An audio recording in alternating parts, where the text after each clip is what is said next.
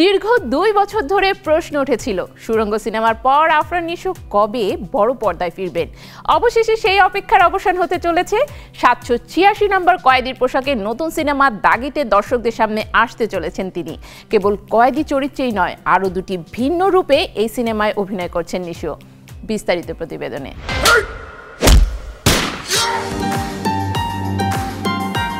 দীর্ঘ বিরতির পর আবারও চমক দেখালেন আফরান নিশো। প্রায় ২ বছর পর নতুন লুকে হাজির হয়েছেন তিনি, আর তা নিয়ে সামাজিক যোগাযোগ মাধ্যমে চলছে হইচই। মঙ্গলবার প্রকাশ হলো শিহাব শাহীনের বহুল প্রতীক্ষিত সিনেমা দাগির টিজার। এই টিজারে একেবারে নতুন রূপে দেখা গেছে আফরান নিশোকে।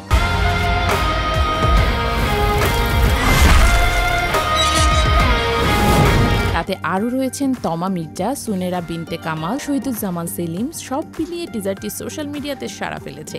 ১ মিনিট ৭ সেকেন্ডের টিজারে আফরান নিশোকে দেখা গেছে ৩টি ভিন্ন লুকে।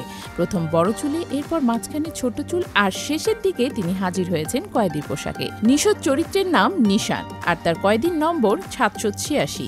টিজারের শুরুতেই শুনতে পাওয়া যায় তার কণ্ঠ আব্বা আম্মাকে সব সময় বলতো, নিশান জীবনের একটা লক্ষ্য খুঁজে বের কর। আর এরপর নিশো বলে ওঠেন, এবার বুঝতে পারতেছি জীবনের লক্ষ্য। জেলের দাগ একবার যা লেগেছে সেই দাগই সারাটা জীবন। এবার আফরান নিশো নিজেই টিজারের সাফল্য নিয়ে কিছু কথা বলেছেন। তিনি জানান, এই সিনেমার প্রতিটি ফ্রেমে গভীর অর্থ রয়েছে। দাগি এমন এক গল্প যা ভাগ্য এবং পরিণতি নিয়ে দর্শকদের মধ্যে প্রশ্ন তুলবে।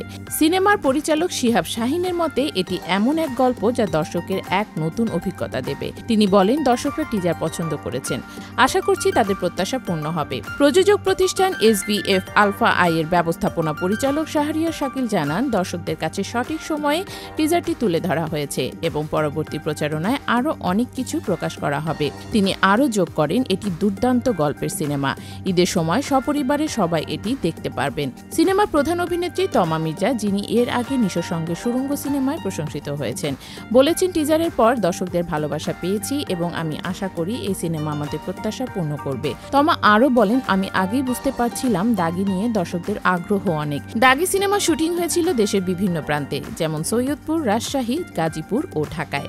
সিনেমাটিতে গুরুত্বপূর্ণ চরিত্রে আছেন শহীদুজ্জামান সেলিম, কাজী রাকায়েত, মিলি বাশার প্রমুখ।